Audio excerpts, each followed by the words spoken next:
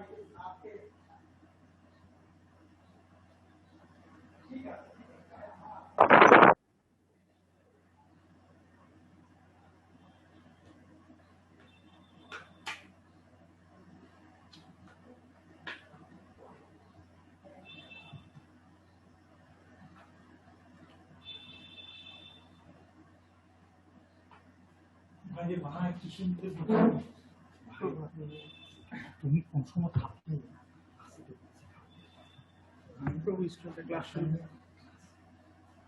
শুরু করে দিচ্ছি কিন্তু জি স্যার, শুরু করেন।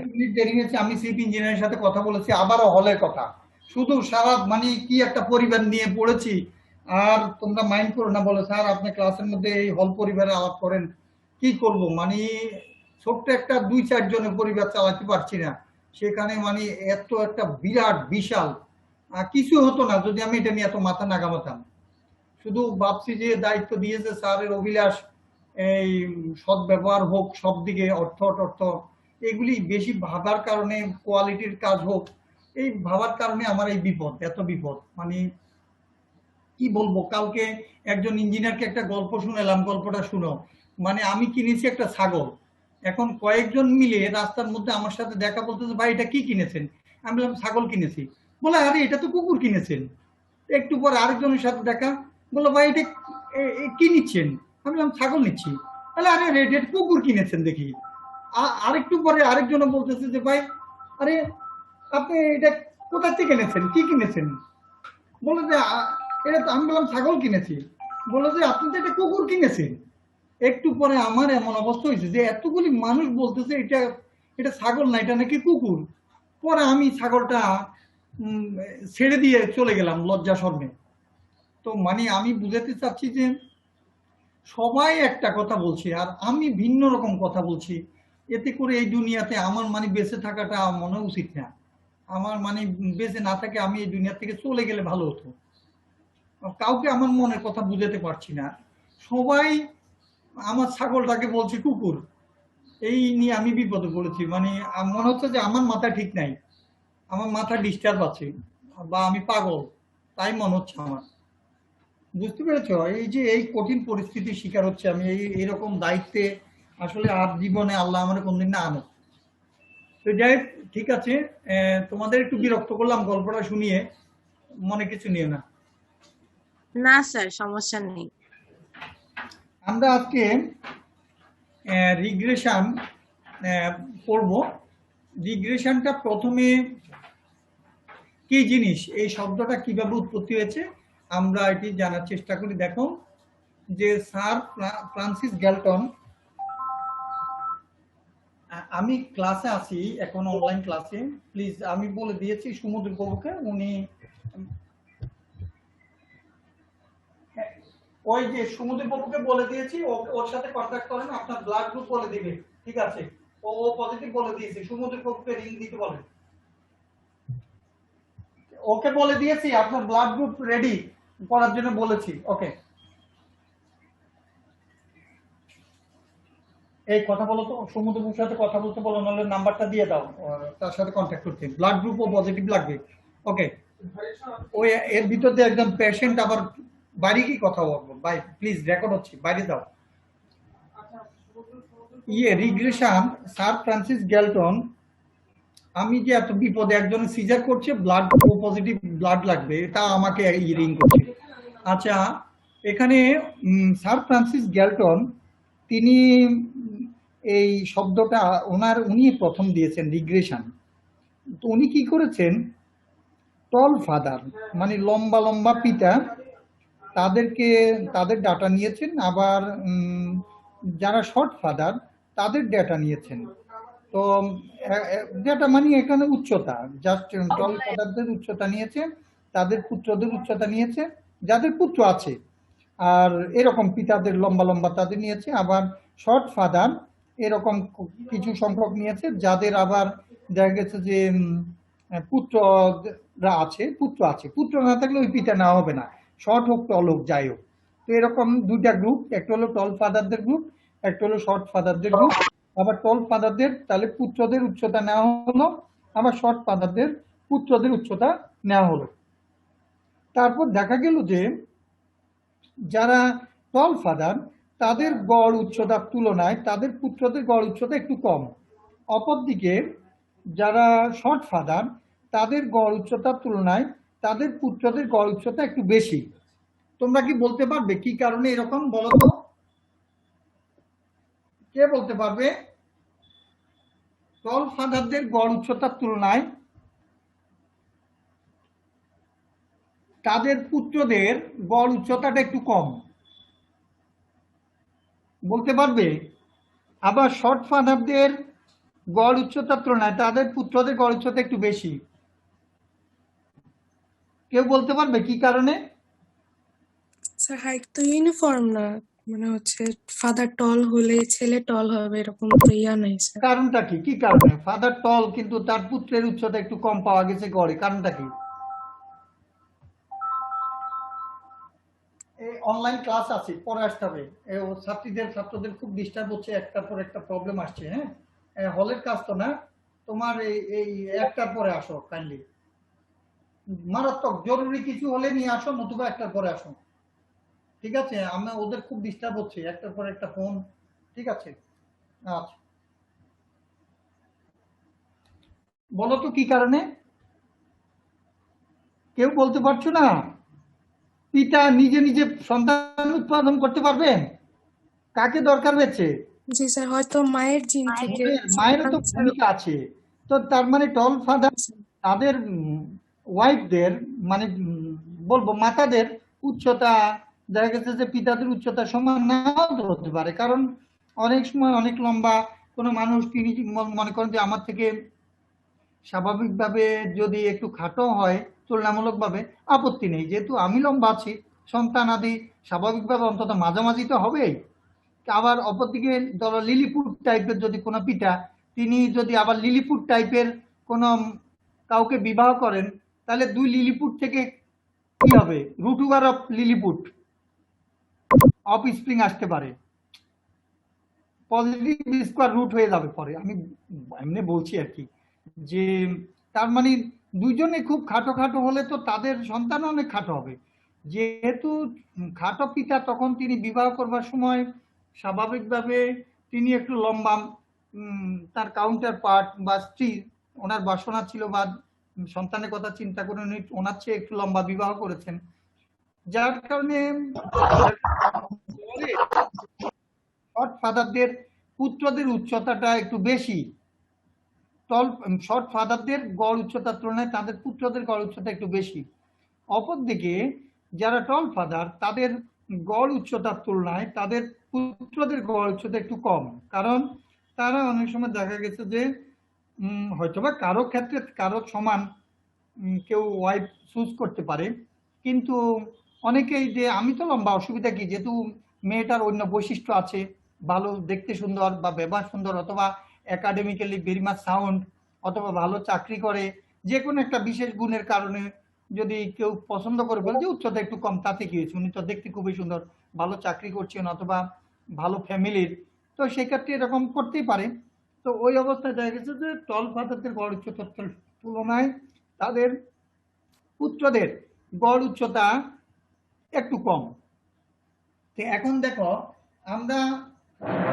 আমি এখন ইয়েতে যাচ্ছি, দেখো তোমাদের দেখাচ্ছি, তাহলে রিগ্রেশন শব্দটা কিভাবে এসছে একটু দেখাচ্ছি। দেখো হোয়াইট বোর্ডে যাচ্ছি আমি একটু।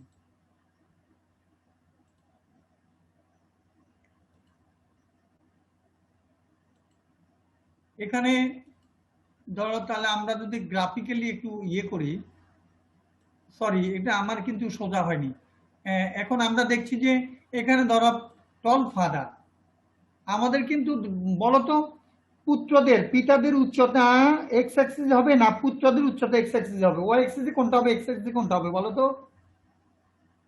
কে ডিপেন্ডেন্ট কে ইন্ডিপেন্ডেন্ট, স্যার কে এক্স কাকে প্রভাবিত অ্যাক্সিসে করে? পুত্রদের হাইট হবে আর ওয়াই অ্যাক্সিসে হচ্ছে পুত্রদের হাইট হবে স্যার। ওয়াই অ্যাক্সিসে পুত্রদের হবে আর জি এক্স স্যার, অ্যাক্সিসে পিতাদের হবে স্যার। পিতাদের হবে। Good good girl, very nice.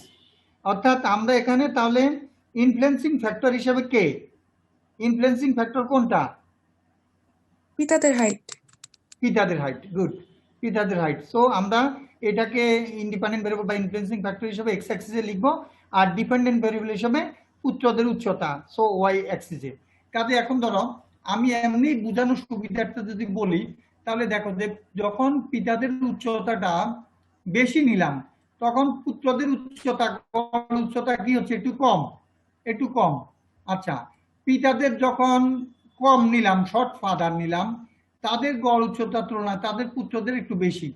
তাহলে আমি পিতারটা যখন বাড়াচ্ছি তখন পুত্রটা কিন্তু একটু কম থাকছে, পিছনে আছে। আবার আমি তার মানে এদিকে এই যে ডান দিকে যেতে থাকলাম, পিতাদের উচ্চতা বাড়াতে থাকলাম, পুত্রদের একটু একটু কম পিছনে থাকে।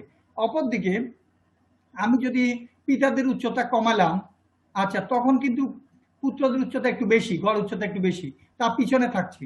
আবার আরো যদি কমায় তো হয়তো বা আরেকটু পিছনে আছে, কিন্তু একটু বেশি হতে পারে, কিন্তু পিছনে আছে। তাহলে আমরা দেখছি যে পিতার উচ্চতা বাড়ানোর সাথে সাথে পুত্রের উচ্চতা আমরা যখন বেশির দিকে যাচ্ছি তখন কিন্তু পিছনে থাকছে, একটু কম হচ্ছে। আবার যখন কমের দিকে যাচ্ছি পিতাদের, পুত্রদেরটা একটু বেশি হচ্ছে, তাহলে পিছনে থাকছি। এই কারণে এই শব্দটা দিয়েছে বাংলাতে পশ্চাৎগমন, রিগ্রেশন শব্দের উনি বাংলা দেননি, উনি দিয়েছেন রিগ্রেশন। রিগ্রেশন শব্দের অর্থ আবিধানিক মিনিংটা হলো, আবিধানিক অর্থটা হলো পশ্চাৎগমন। পশ্চাৎগমন মানে পিছনে পিছনে গমন করা, পিছনে পিছনে গমন করা, রিগ্রেশন। তাহলে রিগ্রেশন শব্দের অর্থ কি? পশ্চাৎগমন। পশ্চাৎগমন। এই কারণে উনি এই শব্দটা ব্যবহার করেছেন।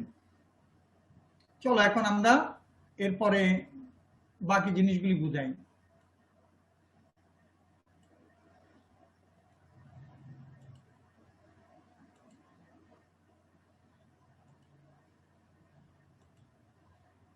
এখন দেখো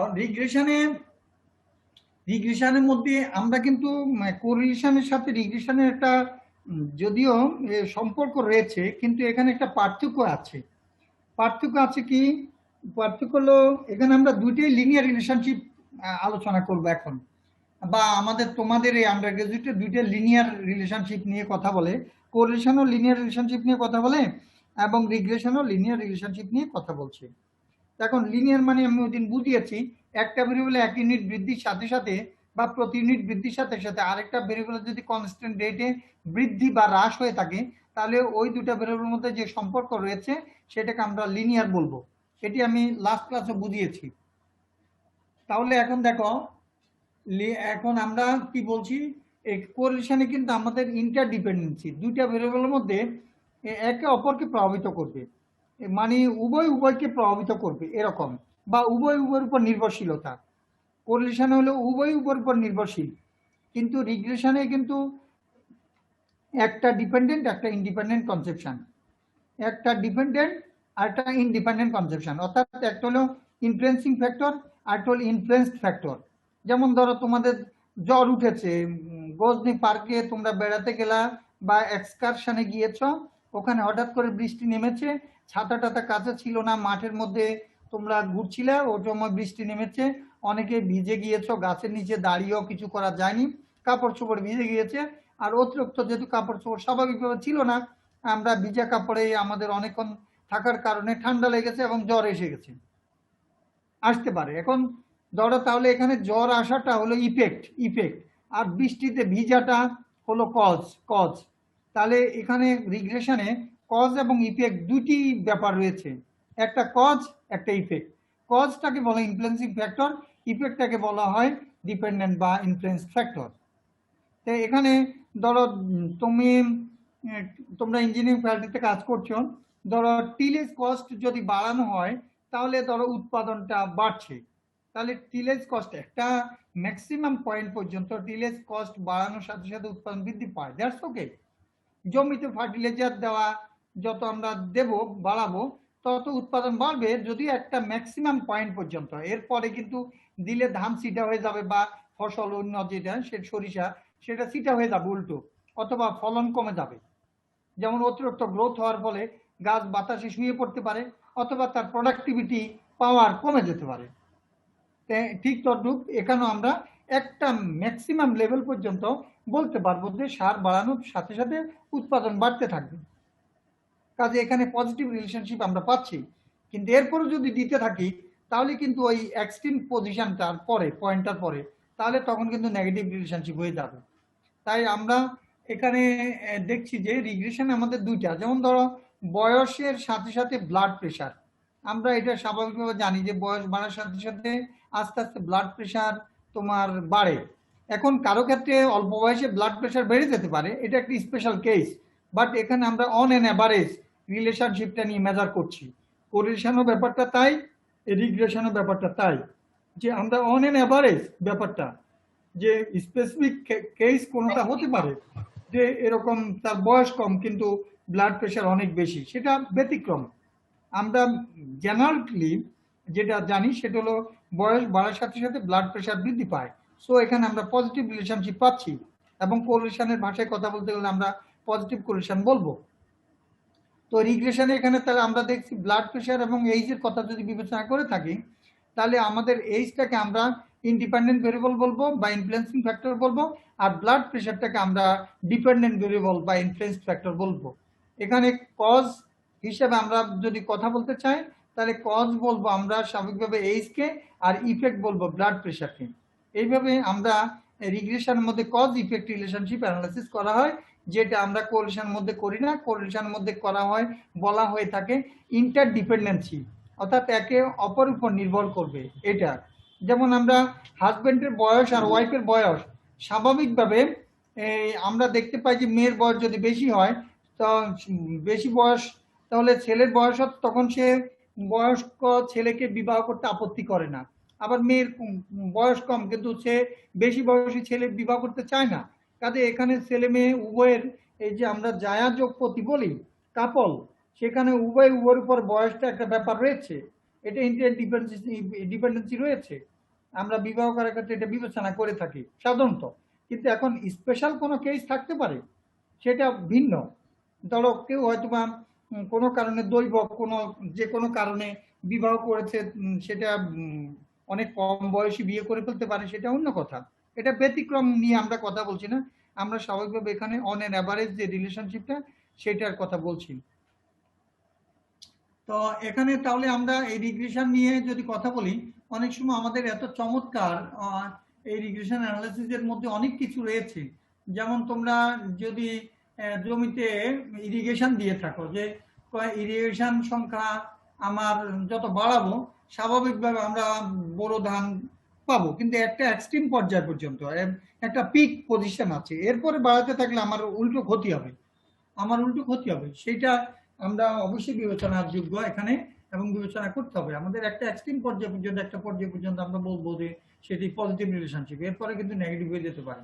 তো এখানে আমাদের রিগ্রেশনটাতে আমরা কোরিলেশনের সাথে যে পার্থক্যগুলি রয়েছে সেগুলি আমি এখানে তোমাদের আছে, আমি দেখাও এখানে তোমাদের দেখাবো। এই যে পার্থক্যটা একটু ডিসকাস করে নিই, তারপর আমি রিগ্রেশনের ডিটেলসে ঢুকবো।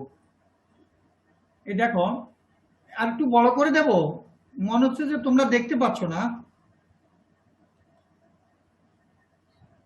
এখন দেখা যাচ্ছে সুন্দর মতো?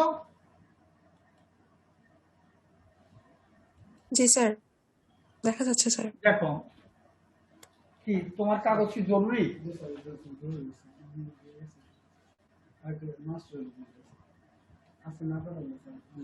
কোন ছাত্রী এটা? আজকে না পাঠালে আজকে লাস্ট ডেটে আসে কেন? 1 মিনিট।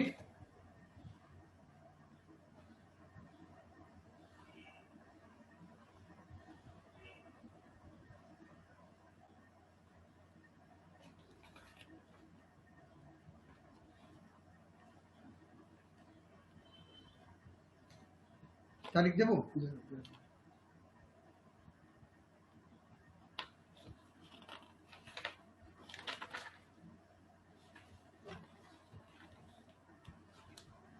এক মিনিট হবে না, 2 মিনিট।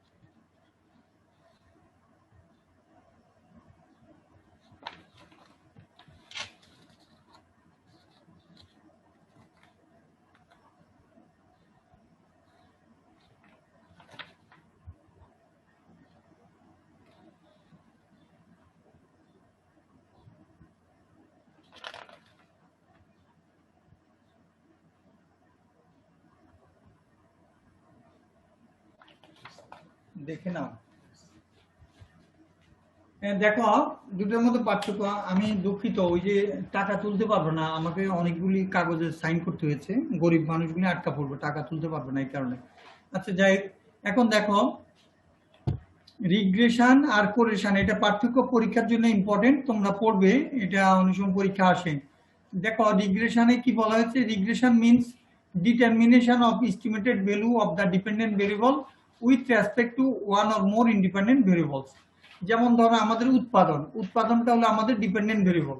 এখন উৎপাদন নির্ভর করছে তোমার সিড কোয়ালিটির উপর বা সিডের পরিমাণের উপর, তারপর জমির পরিমাণের উপর, তারপরে ফার্টিলিটির উপরে, তুমি মেনিউর ব্যবহার করেছো কিনা বা ফার্টিলাইজার ব্যবহার করেছো কি করনি, পেস্টিসাইড ব্যবহার করেছো কি করনি, বা পেস্টিসাইডের পরিমাণ, ফার্টিলাইজারের পরিমাণ, এই সমস্ত এগুলি হলো ইন্ডিপেন্ডেন্ট ভেরিয়েবল বা ইনফ্লুয়েন্সিং ফ্যাক্টর। আর ডিপেন্ডেন্ট ভেরিয়েবল হলো শুধু প্রোডাকশন, অ্যামাউন্ট অফ প্রোডাকশন বা টোটাল প্রোডাকশন। কাজে এখানে রিগ্রেশন দিয়ে আমরা যদি রিগ্রেশন মডেল ফিট করা যায়, মডেল ফিট করা মানে এই রিগ্রেশন যে আমাদের কোফিশিয়েন্ট আছে, ধরো ফার্টিলাইজার ইফেক্ট, এটা বের করা যাবে একটা ইকুয়েশন সেট আপ করে, সেটা মডেল ফিট করে আমরা সেখান থেকে যে 1 কেজি বীজ বেশি বাড়ালে উৎপাদন কতটুকু বাড়ে, বা 1 কেজি সার যদি আরো বেশি দেওয়া হতো উৎপাদন অন অ্যান অ্যাভারেজ কতটুকু বাড়বে, এরকম টিলেজ কস্ট যদি আরো 1000 টাকা বাড়ানো হতো তাহলে উৎপাদন কতটুকু বাড়বে বা বাড়তো, এরকম ভাবে আমরা বের করতে পারবো। এই কথাটাই বলছি এখানে যে রিগ্রেশনে আমরা কি করতে পারবো, ডিপেন্ডেন্ট ভেরিয়েবল মানে প্রোডাকশনটা কতটুকু বৃদ্ধি পাবে সেটা আমরা এস্টিমেট করতে পারবো। আমরা এখানে ইন্ডিপেন্ডেন্ট ভেরিয়েবলের বিভিন্ন মান বসিয়ে আমরা সেটা বের করতে পারবো।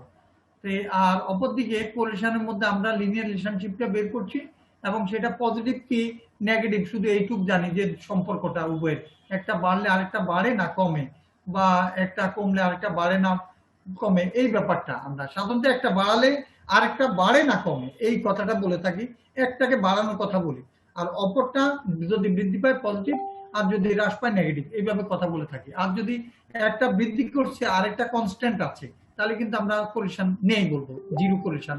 এবং আমি কোরিলেশনের কাছে মাইনাস আর +1 বা -1 থেকে +1 এই পর্যন্ত কোরিলেশনের মানটা লাই করে, কিন্তু মিনিমাম ভ্যালু তোমাদের বলেছে 0, কারণ ম্যাক্সিমাম আমরা 1 বলছি, কিন্তু মিনিমামকে আমরা -1 বলছি না, কারণ ঋণাত্মক রিলেশনশিপ ক্ষেত্রে -1 হলো নেগেটিভ পারফেক্ট রিলেশনশিপ, অর্থাৎ পূর্ণ ঋণাত্মক সম্পর্ক আমরা বলবো পারফেক্ট নেগেটিভ রিলেশনশিপ, পূর্ণ ঋণাত্মক সম্পর্ক। এবং আমি তোমাদের ইতিমধ্যে একাধিকবার বলেছি যে সাইন এখানে শুধুমাত্র সম্পর্ক সমমুখী না বিপরীতমুখী সেই জিনিসটাকে বুঝাবে, কিন্তু এখানে আমরা রিয়েল লাইন বিচারে যে বড় ছোট যেভাবে বিচার করি তা নয়, এখানে নিউমেরিক্যাল ফিগারটা হলো কোরিলেশনের ইন্টেন্সিটি বা মাত্রাটা, ডিগ্রি অফ লিনিয়ার রিলেশনশিপটা সেটা কেমন, সেটা শুধুমাত্র নিউমেরিক্যাল ফিগার দিকে আমরা বুঝবো। এবং ওখানে ইন্টারডিপেন্ডেন্সি একে অপরকে, কিন্তু কজ এন্ড রিলেশনশিপ কোরিলেশনে এই ব্যাপারটা নিয়ে আলোচনা করা হয় না। এই বইটাতে এক জায়গায় আমি দেখেছি কজ ইফেক্ট বলা হয়েছে, এই কারণে আমি ওটি পড়াইনি তোমাদেরকে। মূলত আসলে আমি ভালো ভালো বই পড়েছি যেগুলি অনার্স লাইফে, সেখানে আমি দেখেছি কোরিলেশনে সাধারণত কজ ইফেক্ট রিলেশনশিপটা ডিসকাস করে না, এবং এটা সাধারণত সেই ব্যাপারটা নিয়ে ডিল করে না। ইন্টারডিপেন্ডেন্সি রয়েছে কোরিলেশনে, তো আমি এই কারণে ওটি পড়াইনি তোমাদের। যেহেতু স্যার এটা কেন লিখেছেন আমি জানি না, কিন্তু আমি যেহেতু একসময় একদিন আমি স্যারকে যখন স্যার বেঁচে ছিলেন, বইটা ভালো সহজ, তা আমি স্যারকে একটা চ্যাপ্টারের কিছু জিনিস আমার কাছে ভালো লাগেনি, স্যারকে বলেছি স্যার এগুলি তো এরকম কেন। তখন স্যার বলে ফেলছেন, শঙ্কর আসলে আমার নলেজ বা আমাদের জানাশোনার একটু গ্যাপ রয়েছে, কারণ হলো এখন তো যত বই পাওয়া যায়, আমাদের সময় তো এত বই পাওয়া যায়নি, এইভাবে স্যার বলেছে। স্যার আমার খুব বাসতেন আর কি। তো আমার সাথে সরল ভাবে উনি বলে দিয়েছেন আসলে ঘটনাটা কি। আমি এই কারণে আর করছি না, যেহেতু স্যার বলেছেন যে এটা একটু সামান্য এই ত্রুটিটা রয়েছে। তারপর বইটা ছাত্রছাত্রীর জন্য অনেক ভালো, সহজ, তাই আমি এটা আসলে পড়াই, কারেকশন করে দিয়ে তারপর পড়ানোর চেষ্টা করি। তো এখানে দেখো দ্বিতীয়টা, the main function of regression is to determine the cause and effect of relationship of the variables. ঠিক আছে, does not determine any cause and effects of relationship. এই জায়গায় কিন্তু আবার ঠিকই লিখেছে, ওই একটা জায়গাতে ওইটা কেন লিখেছে জানি না, এই জায়গায় ঠিক লিখেছে। আচ্ছা, তারপরে দেখো কোরিলেশনের ক্ষেত্রে কিন্তু ঠিকই লিখেছে, does not determine any cause and effect of relationship. দেখবা এই অ্যাজাম্পশনের মধ্যে একটু সামান্য এরকম লিখেছে, কিন্তু আমি ওই অ্যাজাম্পশনটা পড়াইনি। ওই যে কার্ল পিয়ারসন্স এর অ্যাজাম্পশন এত গুরুত্বপূর্ণ না তোমাদের কাছে, তাই আমি এটা এই ত্রুটি দেখে আমি ওই অংশটাই একদম পড়াইনি। আচ্ছা, তারপর দেখো ইন রিগ্রেশন ইনফ্লুয়েন্সড ভেরিয়েবলস, তোমরা ইন রিগ্রেশন দিয়ে কমা দিতে পারো। ইন রিগ্রেশন, হ্যাঁ, influenced variable is called dependent variable and other variables are independent. Okay, আমি এটা বুঝিয়েছি। In correlation the variables are dependent on each other বলে ফেলেছি। There is no concept of independent variable. Okay, এটা বলা হয়ে গেছে, এগুলি ঠিক আছে। ওই একটা পয়েন্টে কেন জানি প্রবলেম হয়েছে না, জানি না। যাই, in regression besides the linear relationship, other relationship within the variables can be determined। অর্থাৎ লিনিয়ার ছাড়া নন লিনিয়ার রিগ্রেশনও আছে, এই কারণে এই কথাটা বলেছে যে other relationship within the variables can be determine. আর correlation determines and analyses only the linear relationship between the variables. আসলে আমাদের কোরিলেশন এখানে যেটা বলা হয়েছে সেটা সিম্পল কোরিলেশনকে বোঝানো হয়েছে, কারণ কোরিলেশন যেটা নন লিনিয়ার সেটাকে কোরিলেশন রেশিও বলা হয়, কোরিলেশন বলা হয় না। কাজে এটার ক্ষেত্রে অলওয়েজ লিনিয়ার, কিন্তু রিগ্রেশনের ক্ষেত্রে লিনিয়ার নন লিনিয়ার রিগ্রেশন দুটো হতে পারে। কোরিলেশনের ক্ষেত্রে যদি নন লিনিয়ার কোরিলেশন না বলে ওটাকে বলা হয় কোরিলেশন রেশিও, তাই ওটা আলাদা। এখানে বলা হয়েছে কোরিলেশন বলতে লিনিয়ারকে বোঝানো হচ্ছে, নন লিনিয়ার কোনো অ্যানালাইসিস বা কিছু নেই, কিন্তু রিগ্রেশনে নন লিনিয়ার রিগ্রেশন আছে। ইন রিগ্রেশন আমি কিন্তু কি কি পড়াচ্ছি তোমরা কোড করে রাখবে, যে পার্থক্য পড়ালাম, কোথায় কি পড়াচ্ছি, কারণ সাবটারের সবকিছু যদি আমি পড়াতে যাই অন্য কিছু সাবটার গুরুত্বপূর্ণ বাদ পড়ে যাবে, এই টাইমের ভিতরে আমি পড়াতে পারবো না।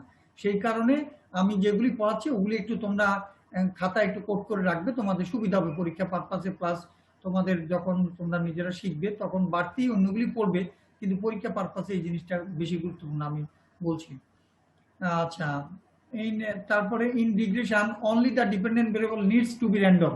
রিগ্রেশনে দেখা গেছে যে ডিপেন্ডেন্ট ভেরিয়েবলটা র্যান্ডম হওয়া দরকার। র্যান্ডম মানে কি? র্যান্ডম মানে ধরো একটা মাতাল যদি মদ খেয়ে মাতলামি করছে, ধরো হাঁটছে, অনেক বেশি মদ খেয়েছে, এখন সে রাস্তা দিয়ে হাঁটতে গিয়ে ডান দিকে একটা পা দিচ্ছে, বাম দিকে একটা দিচ্ছে, সামনের দিকে দিচ্ছে, পিছনে দিচ্ছে, মানে কোন দিকে যে যাবে সে মানে টলমল করছে, টলমল মানে ঢুলু করছে।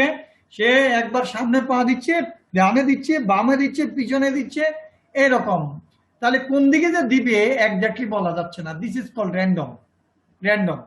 তো কাজেই আমাদের এই ডিপেন্ডেন্ট ভেরিয়েবলটা রিগ্রেশনে র্যান্ডম হবে, র্যান্ডম হওয়া প্রয়োজন, কিন্তু কোরিলেশনের দুইটা ভেরিয়েবলে র্যান্ডম হওয়া উচিত।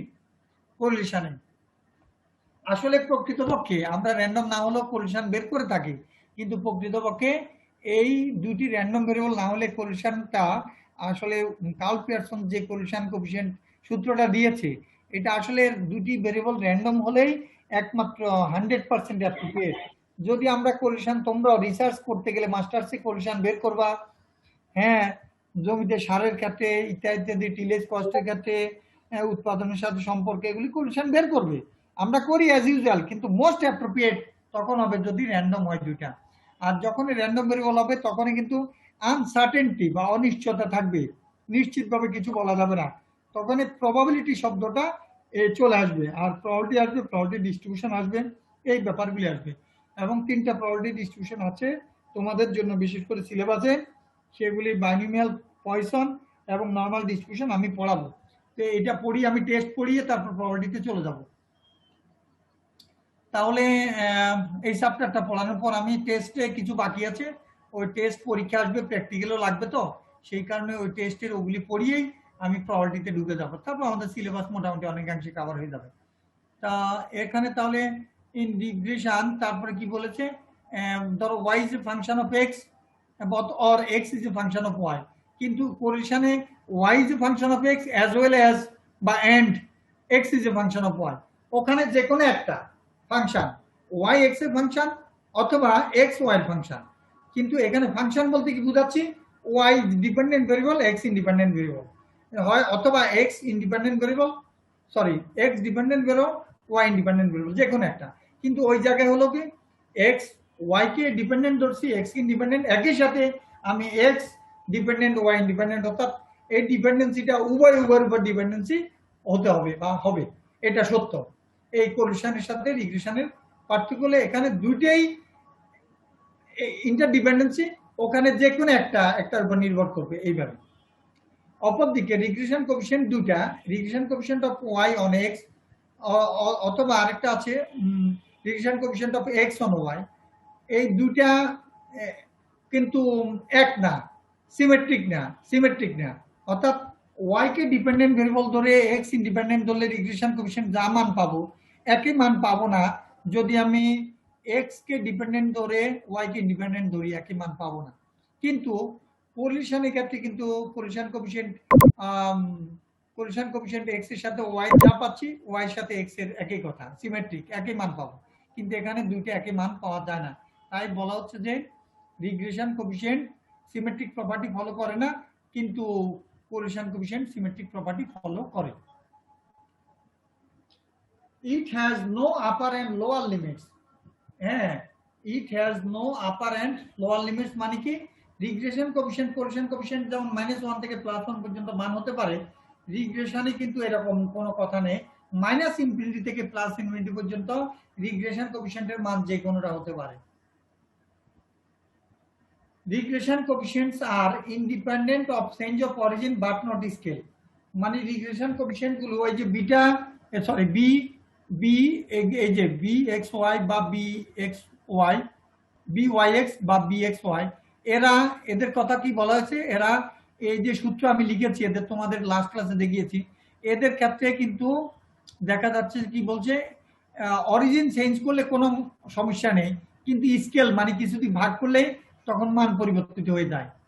কিন্তু কোরিলেশন কোএফিশিয়েন্ট আমরা চেঞ্জ অফ অরিজিন, এটা পরীক্ষার জন্য খুব গুরুত্বপূর্ণ, correlation coefficient is independent of change of origin as well as scale, অর্থাৎ কিছু বিয়োগ করে কিছু দিয়ে ভাগ করার পর নতুন ভেরিয়েবলের মধ্যে কোরিলেশনের মান বের করলে যে কোরিলেশন কোএফিশিয়েন্ট পাবো, অরিজিনাল ডাটা নিয়ে অরিজিনাল ভেরিয়েবলের মধ্যে কোরিলেশন বের করলে একই মান পাবো। কিন্তু রিগ্রেশন কোএফিশিয়েন্টে তা না, অরিজিন চেঞ্জ করলে মানের পরিবর্তন হয় না, কিন্তু স্কেল চেঞ্জ করলে অর্থাৎ কিছু দিয়ে ভাগ করলে বা গুণ করলে তখন স্বাভাবিকভাবে মান পরিবর্তিত হয়ে যায়। সেই কারণে রিগ্রেশন কোএফিশিয়েন্টকে বলা হয়েছে independent of change of origin but not scale, কিন্তু ওখানে দুইটাই independent. It does not last 10 point, 10 number পয়েন্টটা পড়ছি, it does not measure the degree of relationship between two variables, এটা it measures the degree of relationship between two variables, এটা আমাদের দুইটা ভেরিয়েবলের মধ্যে does not measure the degree of relationship between two variables, দুইটা ভেরিয়েবলের মধ্যে এখানে সম্পর্কের মাত্রাকে পরিমাপ করে না, এখানে মাত্রাকে পরিমাপ করে। ওখানে কি করা হচ্ছে যে একটা ভেরিয়েবলের এক ইউনিট পরিবর্তনের সাথে সাথে আরেকটার কতটুকু পরিবর্তন হয়, আর এখানে কিন্তু করা হচ্ছে আমাদের সম্পর্কটা দুইটার মধ্যে কি সেটা সরাসরি এখানে মাত্রাটা পরিমাপ করছে, আর এখানে একটু ভিন্নভাবে করা হচ্ছে, এটা একটা ব্যাপার। তবে এখানে যেটা টু ভেরিয়েবলস, এই কথাটা একটু সামান্য এখানে বলা উচিত ছিল যে ইট measures the degree of relationship between two or more variables, এটা হলে বেটার হতো। আর it measures the degree of linear relationship between two variables, এটা দুইটার মধ্যে করে, এটা দুই বা ততোধিকের মধ্যে করতে পারে। এখানে does not measure the degree of relationship এই কথাটা না বলে এখানে বিটুইন টু ভেরিয়েবলস এটা না বলে বলা উচিত ছিল, কারণ দুইটার ক্ষেত্রে তো করে। যেমন আমার যদি সিম্পল রিগ্রেশন মডেল হয় তাহলে ইন্ডিপেন্ডেন্ট একটা, ডিপেন্ডেন্ট একটা, তাহলে এটা না লেখা উচিত এরকম, তোমরা খাতা লিখো it measures the degree of relationship between two or more variables, এইভাবে লিখো, ডাজ নট মেজার শব্দটা না দিয়ে। It measures the degree of relationship between two or more variables, এখানে রিলেশনশিপটা মেজার করে কিন্তু একটু ভিন্নভাবে, কিন্তু রিলেশনশিপ অবশ্যই মেজার করা যায় এখানে। আর ওইটার ক্ষেত্রে দুইটা, ঠিক আছে, কারণ প্রথম ডেফিনিশনটাই দেওয়া আছে, দেখো যে এখানে বলা হয়েছে যে এই যে two or more independent variables, এই যে প্রথম রিগ্রেশনের ডেফিনিশনটাই, কাজে এটা মেজার করছে two or more variables, does not measure শব্দটা অ্যাপ্রোপ্রিয়েট হচ্ছে না, এটা উচিত it measures the degree of relationship between two or more variables. লিখেছো তোমরা এই পয়েন্টটা, কারেকশন? জি স্যার। ওকে, কারণ আমরা ডেফিনিশনে দেখো টু আর মোর লিখেছি, দেখো এই যে টু আর মোর, কাজে এই কথাটা বলা উচিত, ডাজ নট কথাটা ঠিক না, বলা উচিত যে উনি বলছেন যে দুইটার মধ্যে করে না সম্পর্ক, আর এটা দুইটার মধ্যে করে, তাহলে এখানে কি বলেছে, এখানে বলছে যে এই যে ওয়ান অর মোর, তাহলে ওয়ান যখন হবে তখন ডিপেন্ডেন্ট একটা, ইন্ডিপেন্ডেন্ট একটা, তাহলে দুইটা তো হচ্ছে, কাজে এই কথাটা এই কারণে কারেকশন করা উচিত, it measures the degree of relationship between two or more variables. Okay, আমরা র্যাঙ্ক কোরিলেশন আমাদের পড়ানোর দরকার নেই, ওটা র্যাঙ্কিং করাটা এখানে বাইবিরেট কোরিলেশন কোএফিশিয়েন্ট আছে, এগুলি পড়তে হবে না তোমাদের, আমি যা পড়াচ্ছি শুধু তা পড়বে, ওই যে প্রপার্টিজ পড়বে, তারপরে বিভিন্ন কোরিলেশন কোএফিশিয়েন্টের যে মানগুলোর যে ব্যাখ্যা করা, হ্যাঁ সেটা পড়বে। আর পপুলেশন কোরিলেশন কোএফিশিয়েন্টকে রো দিয়ে ডিনোট করা হয়, পপুলেশন কোরিলেশন কোএফিশিয়েন্টকে রো দিয়ে ডিনোট করা হয়, আর স্যাম্পল কোরিলেশন কোএফিশিয়েন্টকে আর দিয়ে ডিনোট করা হয়। আর রো তো তোমরা পড়েছো ফিজিক্স পড়বার সময়, রো ঘনত্বের সিম্বল হিসেবে তোমরা রো ব্যবহার করেছো, আর এইচ ও রো। আচ্ছা, এখন দেখো আমাদের এরপরে কি আছে, আমি রিগ্রেশনে দেখছি, এখানে দেখো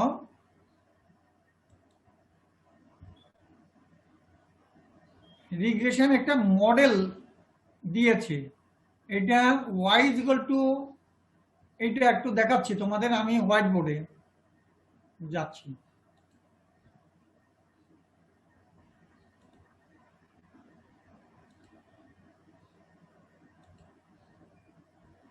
আমি যে কথা বলছি তোমরা কি বুঝো আমার কথা?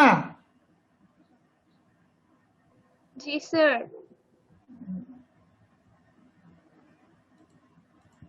দেখো রিগ্রেশনটা আমরা ধরো এখানে একটা কাজ করতে পারি যে রিগ্রেশন মডেল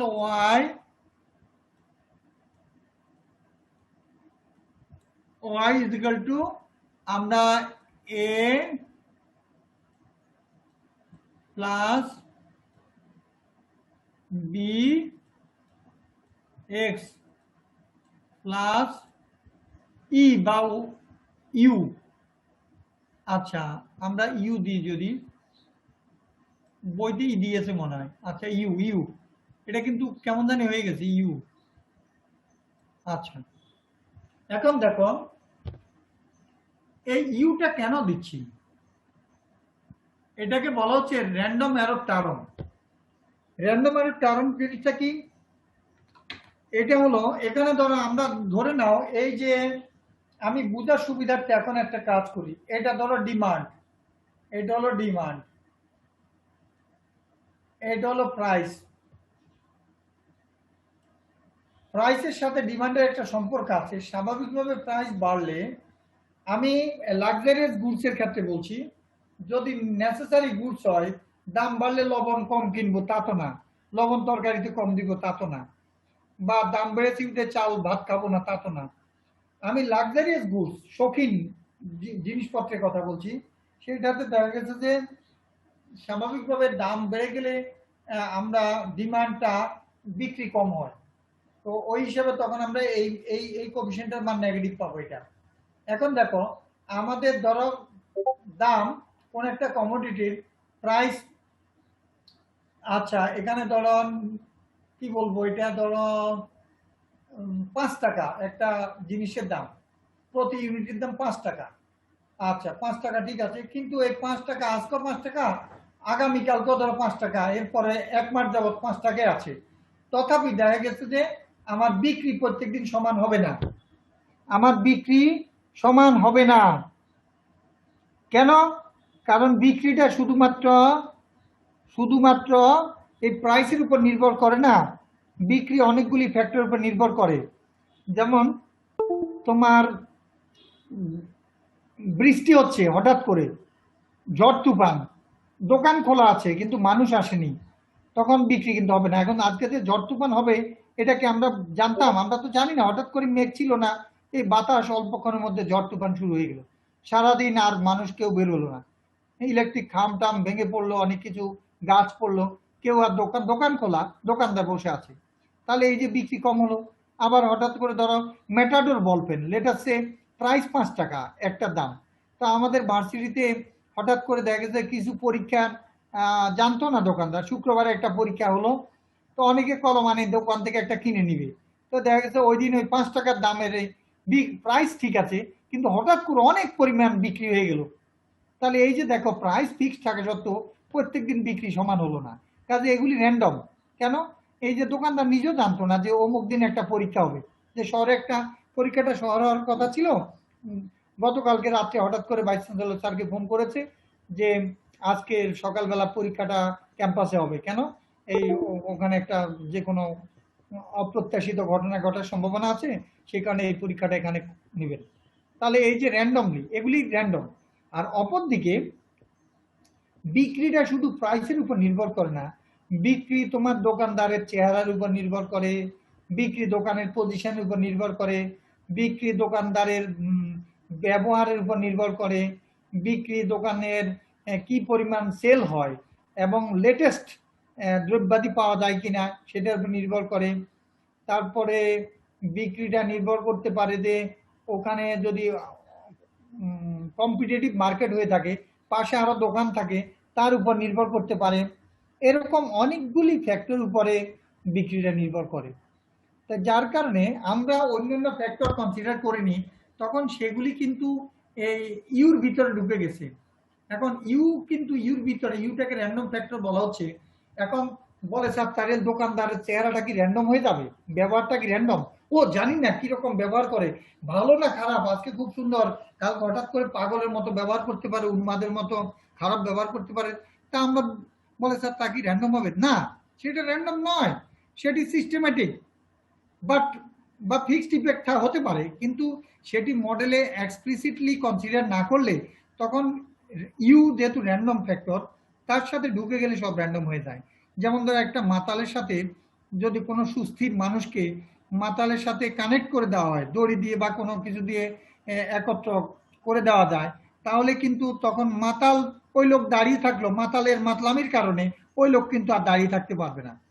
তাই ফিক্সড ফ্যাক্টর বা সিস্টেম্যাটিক ইফেক্ট ফ্যাক্টরগুলো, যেগুলি রয়েছে, সেগুলি র্যান্ডম ফ্যাক্টরের সাথে একত্রিত হওয়ার ফলে সেটার নেচার পুরোপুরি বা র্যান্ডম হয়ে যাবে। যার কারণে এখানে এই অ্যারো টার্ম বা র্যান্ডম টার্ম হিসাবে বা ডিস্টারবেন্স টার্ম হিসাবে এই ইউটা আমরা অন্তর্ভুক্ত মডেলে করেছি। কারণ আমার উৎপাদনটা শুধু প্রাইস দ্বারাই, প্রাইসের উপর নির্ভর করছে না, আরো সাবস্টিটিউট গুডের প্রাইসের উপর নির্ভর করতে পারে, সাপ্লিমেন্টারি গুডের প্রাইসের উপর নির্ভর করতে পারে, ইত্যাদি অনেক ফ্যাক্টর। আর এখানে হলো প্রাইস আপ ডাউন যাই করি না কেন, মূল্যের প্রাইসের ইফেক্ট থাকুক বা নাই থাকুক কিছু আসে যায় না। যদি না থাকে বা আমরা এখানে প্রাইসটা এই যে এটা এখানে যদি 0 বসিয়ে দিই প্রাইস, তারপরও তাহলে আর প্রাইসের ইফেক্ট থাকবে না, অথবা প্রাইসের ইফেক্ট নাই। প্রাইসের ইফেক্ট নাই না থাকা মানে কি, ধরো প্রাইসের ইফেক্ট নেই, এটা বির মান 0, তার মানে কি প্রাইস বাড়ালে যে পরিমাণ বিক্রি হয়, প্রাইস কমালেও সেই পরিমাণ বিক্রি হয়। এরকম একটা কমোডিটি কি রকম হতে পারে বলো তো? কোন কমোডিটি হইতে পারে দাম কমে যাওয়ার কারণে বিক্রি যেরকম হচ্ছে কাছাকাছি বিক্রি হচ্ছে দাম বাড়ার পরও? কি রকম একটা নিত্য প্রয়োজনীয় দ্রব্যের দাম নাম বলো তো? দাম 10 টাকা বেড়ে গেছে কেজিতে, এমন একটা দ্রব্যের নাম বলো তো? এই 10 টাকা বেড়ে যাওয়ার কারণে বিরাট একটা পরিবর্তন হবে না কিনে ইয়ের ক্ষেত্রে, ক্রয়ের ক্ষেত্রে, কেনার ক্ষেত্রে বিক্রি বেশি একটা হবে না। আবার দাম অনেক বেড়ে গেছে, কমে গেল, তাও বিরাট বিক্রি যে হবে তাও না। এটা কি বলো তো? আচ্ছা, চাল, ময়দা, এই নিত্য। চালের দাম যদি বেড়ে যায় তুমি আর কি করবা? এখানে বিক্রি তেমন যদি কমে যায়, আচ্ছা নাহলে ঠিক আছে দাম বেড়ে গেছে একটু যা লাগলো সেইটুক নিলা, কিন্তু দাম যদি কমে যায় চালের, তাহলে কি করবা? একটু বেশি করে কিনে রাখবা না? কি বলো? স্যার বস্তা তো স্যার 50 কেজি কিনে স্যার। বুঝেছি, কিন্তু যদি তোমার 50 কেজি কেনার কথা ছিল না, দাম যে মাত্র শুনলে তুমি ভাবলা 10-15 কেজি বা 25 কেজি বস্তা কিনবে, যে মাত্র শুনলে দাম অনেক কমে গেছে তুমি 50 কেজির এক বস্তা কিনে ফেললা, তাহলে কিন্তু যদি লবণের দাম 10 টাকা বেড়েছে, তাহলে তুমি কি লবণে যেটুক লাগবে ওইটুক কিনবে না? জি স্যার। আচ্ছা লবণের দাম যদি কমে যায়, 10 টাকা কমে গেছে, তাহলে তুমি বেশি করে লবণ কিনে রাখবে? না স্যার। তরকারিতে লবণ বেশি দিবা? না স্যার। না স্যার। যদি দাম বেড়ে যায় কম দিবে? না স্যার। এই যে লবণটা বেশি অ্যাপ্রোপ্রিয়েট। এটা দেখা গেছে যে দাম বেড়ে যাক কমে যাক, আমাদের চাহিদাটা স্বাভাবিকভাবে তেমন একটা ভেরিয়েশন হয় না, যার কারণে তখন এইটার ক্ষেত্রে একমাত্র দেখা যায় এই বিটা কোফিশিয়েন্টটা অ্যাবাউট 0 বা 0 কাছাকাছি, যে প্রাইসের সাথে ডিমান্ডের বেশি একটা পার্থক্য নেই। আমরা মানে সেই ক্ষেত্রে ডিমান্ডের পার্থক্য নেই তা না, মানে ডিমান্ডটা আপ ডাউন করছে না, প্রাইসের সাথে সম্পর্কটা যে দেখা গেছে যে তোমার মোটামুটি স্টেবলে থাকছে, তখনই বোঝা যাচ্ছে প্রাইসের ইফেক্ট নেই, যে এই কমোডিটির ক্ষেত্রে প্রাইসের ইফেক্ট নেই, মানে প্রাইস যাই করি না কেন আমার কাছাকাছি ডিমান্ড একই রকম হচ্ছে, কাজে বুঝতে হবে এই প্রাইসের সাথে এখানে ডিমান্ডের যে সম্পর্কটা এটা তেমন আপ ডাউন করছে না। সো আমরা এখানে ইফেক্টটা এখানে প্রায় অ্যাবাউট 0 বলতে পারি। তো ধরো এটা 0 যদি হয় তাহলে এটা টার্মটা থাকবে না, কাজে এই কনস্ট্যান্ট ডিমান্ড যেটা সেটা এ যে প্রাইস যাই হোক না কেন আমার এই কনস্ট্যান্ট ডিমান্ড হলো ইন্টারসেপ্ট টার্ম, যেটা তোমরা ইয়েতে এইচএসসি তে পড়ে আসছো মনে হয়। হ্যাঁ স্লোপ, এটা স্লোপ। হ্যাঁ এই বিটা হলো স্লোপ আর এটা হলো ইন্টারসেপ্ট টার্ম, এই স্লোপ আর ইন্টারসেপ্ট টার্ম পড়ে এসছো। আচ্ছা এখন দেখো এটার মান নেগেটিভ হওয়া মানে তোমার ডাউনওয়ার্ড ট্রেন্ড ফলো করবে, আর পজিটিভ হওয়া মানে আপওয়ার্ড ট্রেন্ড ফলো করবে, এগুলি পড়েছো তোমরা, আপওয়ার্ড স্লোপিং, ডাউনওয়ার্ড স্লোপিং। আচ্ছা আর ইউটা হলে এররটা কিভাবে পাবো? এই এররটাকে এখন আমরা মিনিমাইজ করার চেষ্টা করব, এবং রিগ্রেশন মডেলে এই এররটা কি জিনিস এটা একটু বুঝার আছে, অনেক কিছু বুঝেছি আর একটু সামান্য বুঝাতে হবে।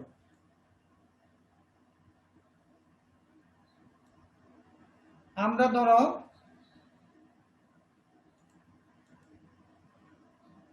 আমাদের ডাটা থাকবে, ডাটা দিয়ে আমরা এই যে রিগ্রেশন মডেল, ধরো y is equal to a plus b x plus u, এখান থেকে আমরা লিস্ট স্কোয়ার্স মেথড, একটা মেথড আছে যেটা লিস্ট স্কোয়ার্স মানে এরর মিনিমাম করা, এররকে মিনিমাম করে এ আর বি এর মান এমন ভাবে বের করব যাতে করে আমার যখন এস্টিমেটেড মডেল সেটাকে আমরা লিখব এইভাবে, A hat plus B hat plus U. দাও, টান খেয়েছে ইয়েতে, মাউসের মধ্যে ইউ। এখন দেখো আমরা এখানে ইউ ইজুয়াল টু একটা কাজ করি, এখানে সব এস্টিমেটেড দিয়ে ফেলছি, ইউ যদি দিই এইটাকে ইয়ে করতে হবে। এক মিনিট, এখানে মডেলটা দুটা মডেল, একটু ওয়েট করো, ঠিক করে নিই, এটা দেব না। হ্যাঁ, একটাকে বলা হচ্ছে, এটাকে বলা হচ্ছে পপুলেশন রিগ্রেশন লাইন, এটা উপরেরটা, আর এটাকে বলা হচ্ছে স্যাম্পল রিগ্রেশন লাইন বা মডেল যদি বলি, এটাকে পপুলেশন রিগ্রেশন মডেল আর এটাকে বলা হয় স্যাম্পল রিগ্রেশন মডেল। নিচেরটাকে বলা হচ্ছে স্যাম্পল রিগ্রেশন মডেল। এটার মধ্যে একটা জিনিস বাদ গেছে, এক্সটা দিয়ে নাও, এক্সটা, এই এক্সটা দয়া করে নিচে এক্সটা দিয়ে নাও বি এর সাথে, এক্স মানে প্রাইস। আচ্ছা, এখন দেখো তোমরা যারা লিখেছ তারা একটু ঠিক করে লিখো, এই যে এটার সাথে একটা এক্স বাদ পড়েছে। আচ্ছা, এখন দেখো আমরা এই মডেলে পপুলেশন নিয়ে বাস্তবে কাজ করতে পারি না, আমরা স্যাম্পল নিয়ে কাজ করব। কারণ এই যে প্রাইসের বলি অথবা তোমার প্রোডাকশন বলি, কোন জমিতে কোনো ধানের উৎপাদন, তাহলে ওয়াই হলো উৎপাদন, আর এক্স হলো তোমার ধরো ফার্টিলাইজার ব্যবহার, সেটা যদি করে থাকি তাহলে আমরা প্রত্যেক ক্ষেত্রে সারা বাংলাদেশে যত জমিতে কোন একটা ভ্যারাইটি ধানের বা গমের করে থাকে সবগুলি যদি কনসিডার করি তাহলে ওটা পপুলেশন রিগ্রেশন মডেল হতো। কিন্তু আমাদের বাস্তবতা সম্ভব হয় না এত লার্জ স্কেলে কাজ করা, তাই আমরা স্মল স্কেলে করলে ওটা স্যাম্পল, একটা সামান্য পরিমাণে বাদ গেলে ওটা স্যাম্পল হয়ে যাবে। তাহলে এই স্যাম্পল রিগ্রেশন মডেল ফিট করবো এবং এটার মধ্যে আমরা কি করব, এই মডেলটা একটু বুঝিয়ে নিয়ে তোমাদের করে দিচ্ছি, ছেড়ে দিচ্ছি, নামাজ পড়তে যাবো অনেকে। এখানে দেখো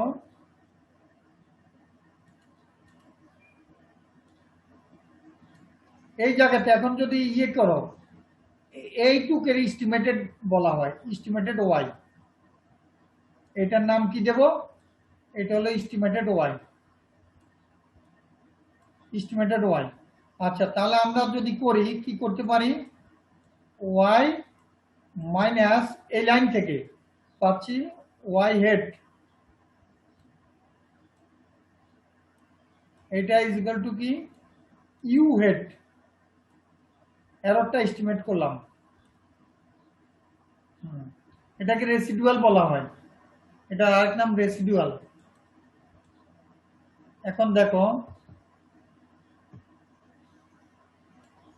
এই জায়গাতে এখন কিন্তু আমরা যদি এররগুলিকে যোগ করি, আমার ধরো 10টা ফার্মারের হ্যাঁ জমির উৎপাদন এবং এখানে দেওয়া আছে উৎপাদন, এবং সে আগে এস্টিমেটেড ধরো সারের সাথে তার উৎপাদন কতটুকু হয়েছে সেটা দেওয়া আছে, তো আমরা 10 জন ফার্মারের কাছে 10টা ভ্যালু পাবো, পার্থক্য এরর 10টা পাবো। এখন যদি আমরা যোগ করি summation of u equal to 0 হয়ে যায়, সেখানে আমরা এখানে মডেল ফিট করবো এইভাবে, এই যে আমাদের 0 হতে পারবে না যদি স্কোয়ার করে দিয়ে যোগ করি এররগুলোকে, তার মানে সামেশন অফ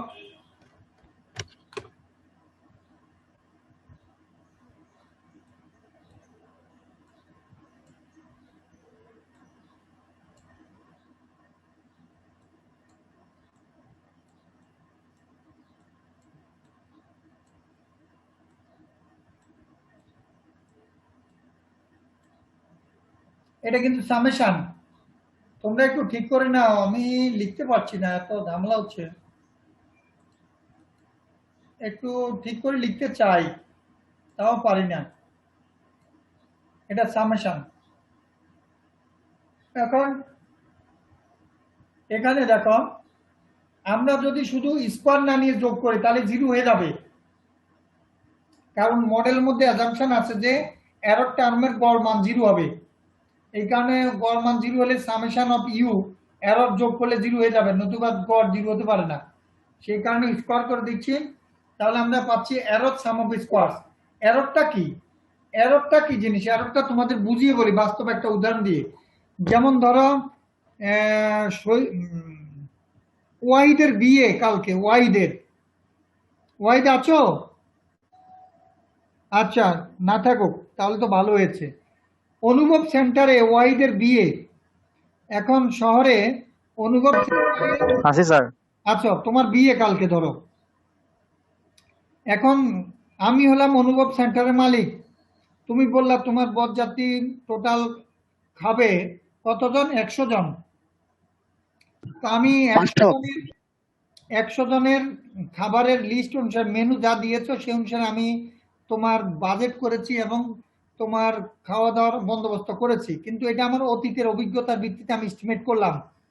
কিন্তু দেখা গেছে যে তোমার বরযাত্রীরা কালকে দুপুরবেলা 12টায় তারা এসে স্ন্যাক্স খাবে, 1টার সময় ভাত খাওয়ার কথা বা পোলাও টোলাও যা আছে লাঞ্চ করার কথা, কিন্তু তোমার বরযাত্রীরা হঠাৎ করে দেখা গেল যে ঝড় তুফানের রাস্তার মধ্যে একটা গাছ পড়েছে, তাই ওই গাছ সরাতে না সরালে বাস আসতে পারছে না অথবা কার আসতে পারছে না, এই বিরাট বিরাট বিশাল গাছ দুইটা পড়েছে।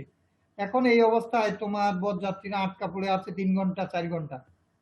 দুপুরের খাবার তারা এসে 4টার সময় পৌঁছলো অনুভব সেন্টারে, তাহলে তাদের খিদে আসার সাথে সাথে স্ন্যাক্স দিলাম, একটু পর আর খেতে ইচ্ছে করছে না, খাবার উদ্বৃত্ত রয়ে গেল। তাহলে আমি যা এস্টিমেট করেছি সেই পরিমাণ কেউ খেতে পারছে না, তাহলে আমার উদ্বৃত্ত রয়ে গেল, তাহলে এটা এরর।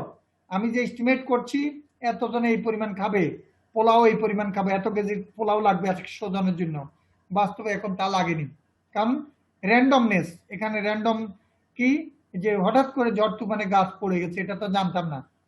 অপরদিকে দেখা গেছে যে এমন হতে পারে গরমকাল, আমি জানি গরমে পোলাও বেশি খেতে পারে না, আমি 1 কেজিতে 10 জন বা 12 জন ধরেছি, কিন্তু দেখা যায় টাইম ম্যাপিং চলে এসছে সবাই, আর সুন্দর বৃষ্টি, ঝড় তুফান ছিল না, কিন্তু এত সুন্দর বৃষ্টি ঠান্ডা আবহাওয়া, স্ন্যাক্স খেয়েছে 1টার দিকে বা 1:30টার দিকে, লাঞ্চ করার জন্য এমন খাবার খেয়েছে, ওরে বাবা শর্ট ফেলে দিয়েছে। তাহলে দেখা যায় আমি এস্টিমেট যা করেছি আমার ঠিক হয়নি, ঠিক তদ্রূপ রিগ্রেশন মডেলে এখানে দেখা গেছে যে এস্টিমেট করতে গেলে স্বাভাবিকভাবে আমাদের একটু অনেক সময় দৈব দুর্বিপাক, যেমন জমিতে 1 কেজি সার দেওয়া হলো, তোমার দেখা গেছে যে এখান দিয়ে বাতাসে গাছ শুয়ে দিল, তো তোমার উৎপাদন কম হলো, আরেকজন 1 কেজি সার দিয়ে ভালো উৎপাদন হয়েছে। এই র্যান্ডমনেস আছে। অথবা দেখা যাচ্ছে তার জমি দিয়ে হঠাৎ করে একজনের মানে গাভীর পাল নিয়ে যাচ্ছে বিরাট, হ্যাঁ, ওই গাভীগুলি জমিতে নেমে পড়েছে, অনেক গাছ শুয়ে দিয়ে চলে গেল, ভেঙে গোড়াতে পা দিয়ে চাপ দিয়ে ভেঙে দিয়েছে। তাহলে এই অবস্থায় দেখা গেছে যে তার ওই অংশে উৎপাদনটা কম হয়ে গেল। তো এরকম কে জানতো হঠাৎ করে এরকম রাস্তা থেকে গাভীগুলি নিচে জমিতে নেমে দৌড় দিবে, দৌড় দিয়ে একবারে কতগুলি মুখের মধ্যে নিল, কতগুলি নষ্ট করে দিল, এইরকম একটা র্যান্ডমনেস কাজ করতে পারে। তাই এরর টার্মটা, এররের মান দুইটা হতে পারে, প্লাস হতে পারে, মাইনাস হতে পারে, অর্থাৎ আমি যা এস্টিমেট করলাম তা বাস্তবে যা ঘটছে তার থেকে কম হতে পারে, বেশি হতে পারে। তাই এরর দুই রকম, পজিটিভ নেগেটিভ দুটো হতে পারে। এখন ওয়াহিদের বিয়ের অনুষ্ঠানে যদি শর্ট পড়ে, এটা মান ইজ্জতের ব্যাপার, সম্মান শেষ হয়ে যাবে। আবার যদি উদ্বৃত্ত থাকে তা আপত্তি নেই, সেটা অনুভব সেন্টারের মালিক, আমার সমস্যা হলো, কিন্তু টাকা তো সে স্যার একটু নামাজে যাব। হ্যাঁ স্যার হ্যাঁ, একটু নামাজে যাব তো। আচ্ছা তাহলে তোমরা সিআর কাছে বলো, আমি এখনই শেষ করে দিচ্ছি, যারা নামাজে যাচ্ছ চলে যাও, অ্যাটেন্ডেন্স দিয়ে দেবো, আর এখনই শেষ করে দিচ্ছি। তাহলে এইভাবে আমরা এরপরে এরর সাম অফ স্কোয়ারসকে এটা আমরা কি করব, মিনিমাম করার চেষ্টা করব, অর্থাৎ মডেলের মধ্যে যে রিগ্রেশন কোএফিসিয়েন্ট বি আছে এবং ইন্টারসেপ্ট টার্ম এ আছে, এই দুটার মান এমন ভাবে বের করব যাতে আমার ইউটা, এরর টার্মটা, অর্থাৎ অবজার্ভ ভ্যালুর সাথে এস্টিমেটেড ভ্যালু, অর্থাৎ আমি যেটা আগের থেকে ভবিষ্যৎবাণী করলাম এই পরিমাণ হবে, সেটার সাথে বাস্তবে যা করছে এই দুটার পার্থক্য যাতে কম হয়, মিনিমাম হয়, সেটার জন্য আমাদের চেষ্টা করতে হবে। এবং সেটা কম হওয়ার জন্য কি টেকনিক অ্যাডপ্ট করলে কম হবে, অথবা এই রেসিডুয়াল সাম অফ স্কয়ার বা এরর সাম অফ স্কয়ার যাতে কম হয় এমন ভাবে আমরা এ আর বি এর মানটা সেট আপ করবো, অর্থাৎ মান বের করবো, এস্টিমেট করবো। ওই এস্টিমেশনটা আগামী ক্লাসে শিখাবো আমি। তো থ্যাংক ইউ ভেরি মাচ।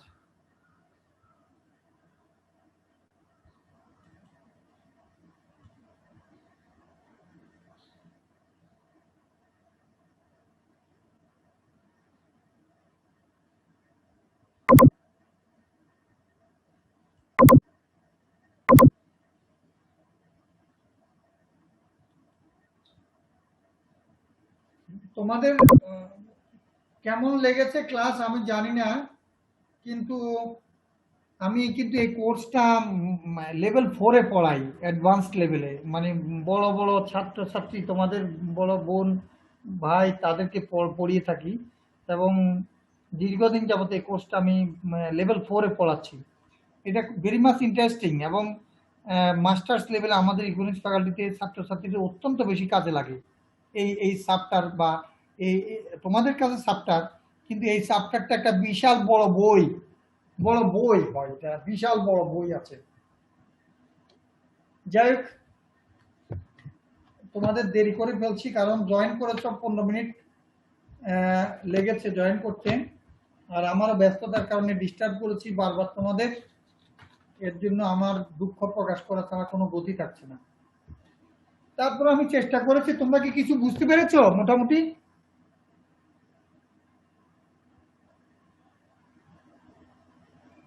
কিছুটা ধরতে পেরেছো আমার কথা? জি স্যার। কোথায় এটা? কলম কোনটা স্যার? কলম ও সরি, এটা অতিরিক্ত করছো। কলমটা কোথায়?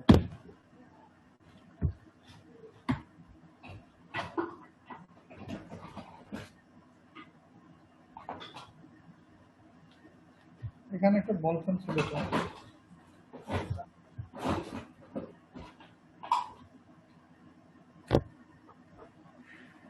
কোথায় দেবো? এই জায়গাতে? জি স্যার, যেটা সই দিচ্ছেন ওইটা দিতেন। এটাতে চাপ দিতে পারবো না, এখান দিয়ে দিয়ে দিন। দেন স্যার।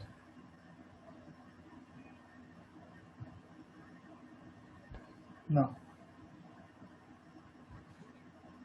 ঠিক আছে, আর দিব? আরেকটা দিয়ে দিবেন। আর কোন জায়গায় দেবো? কয় জায়গায় দেবো? দাও। ওর থেকে লেগে সেট দিছেন। এটা 2 ঘন্টা কারে এটা কি এই হবে লাগছে না। শুধু আসলে মানে আমার রিং দিলে তো পারতো।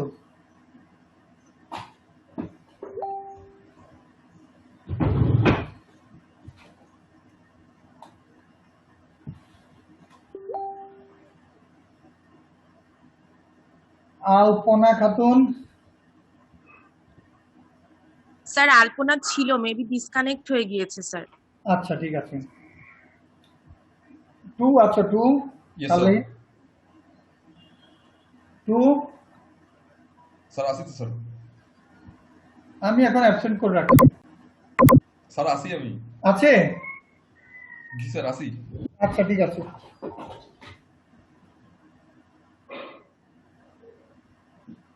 3 Yes sir.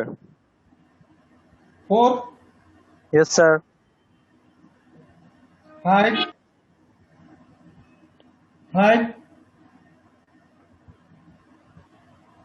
9 Yes, sir. 11 yes sir. 12 Yes, sir. 14 Yes, sir.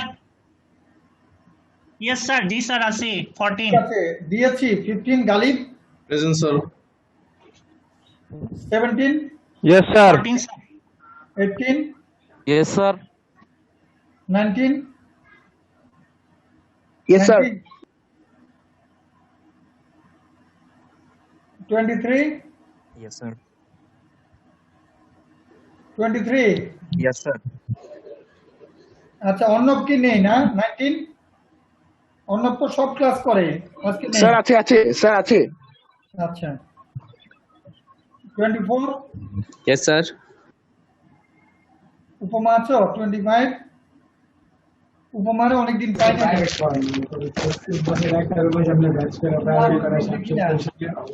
তার উপমার করোনা হয়েছে তো অসুস্থ। ও আচ্ছা আচ্ছা, এখনো সুস্থ হয়নি? না স্যার। আচ্ছা, কুবরা আছো? Yes sir. তোমরা কিন্তু এখন একটু সাবধান থাকিও, এখন কিন্তু করোনা যেটা, এই স্ট্রেনটা কিন্তু মারাত্মক। এখন ইয়াং জেনারেশন একদম, আর এটা শুনেছি এরকম অবস্থা, সিমটমও প্রকাশ পায় না, সরাসরি হঠাৎ করে যখনই প্রকাশ পায় একদম সিভিয়ার। বুঝতে পেরেছো? আচ্ছা, 27 ইয়েস স্যার। তোমরা কি টিকা কেউ নিয়েছো? তোমাদের তো দেওয়ার কথা না, ভার্সিটিতে প্রসেসিং করেছি, যেমন আমি প্রায় 489 জনের পাঠিয়েছি, আবার 11 জনের লিস্ট এসছে, ওটাও বলছি পাঠিয়ে দিতে ছাত্রীদের। তোমাদেরও বিভিন্ন হলের কালেক্ট করেছে, জানি না তোমরা দিয়েছো কিনা। আইডি, ন্যাশনাল আইডি নাম্বারটা পাঠানো হয়েছে, আরো কিছু ইনফরমেশন চেয়েছি, বাট সার্টিফিকেটও কেউ দিয়েছে, আমি জানি এটা দিয়ে হবে কিনা, জন্ম তারিখ টারিখ এগুলি লাগবে আর কি।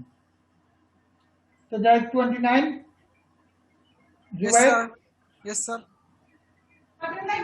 ইয়াকুব আলী আছো? Yakub Ali 31, Yes, sir. 33 শাহরিয়ার, আলামিন। ছিল স্যার, এখন দেখছি না। আচ্ছা, দিয়ে দিলাম আলামিন। স্যার নামাজে গেছে। Sir, leave নিলাম। আলামিন কি ছিল? স্যার নামাজে গেছে। স্যার আলামিন ছিল স্যার, নামাজে গিয়েছে। ওকে, দিয়েছি। ঠিক আছে, নাহিদ আছো? Nahid. Yes sir. Zaman. Yes sir. Biswas আছো? Soumika Biswas. Yes sir.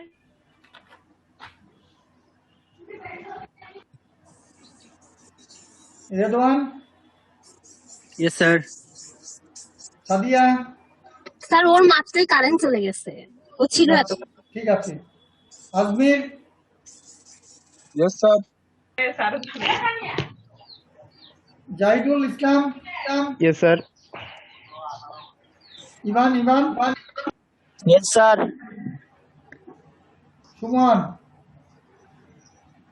Suman Islam. Sir, নামাজে। Okay. Farana. Sir. Fouzia. Yes sir. Mim. Yes sir. Mim. Yes sir. Masrul Haque. Sir ওর আইডি দিয়ে গেছে। আচ্ছা, ঠিক আছে। ইস্টার জাহান। Yes sir. আচ্ছা, লাস্ট ক্লাসে ছিলে না? না sir. Cynthia. Yes sir. Ashik. Yes, sir. Jahangir Alam.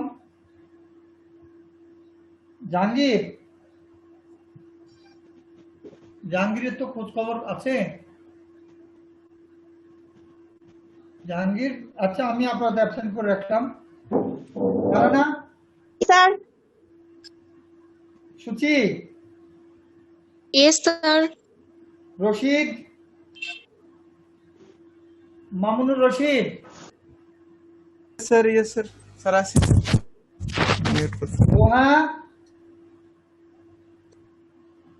দোহা।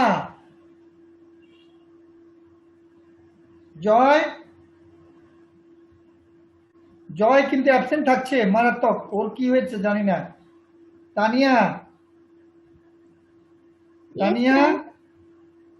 Yes sir. Tanvirul Islam. Tanvir absent. Tamjid. Sir নামাজে গেছে। আচ্ছা, তানবিরুলকে অ্যাবসেন্ট দিয়েছি, আর তামজিদকে প্রেজেন্ট দিয়েছি। ওকে। আব্দুর রব।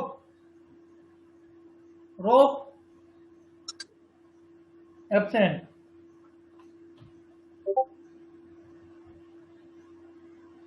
Asif Hasan, Yes, sir. Shafiul Islam, Yes, sir.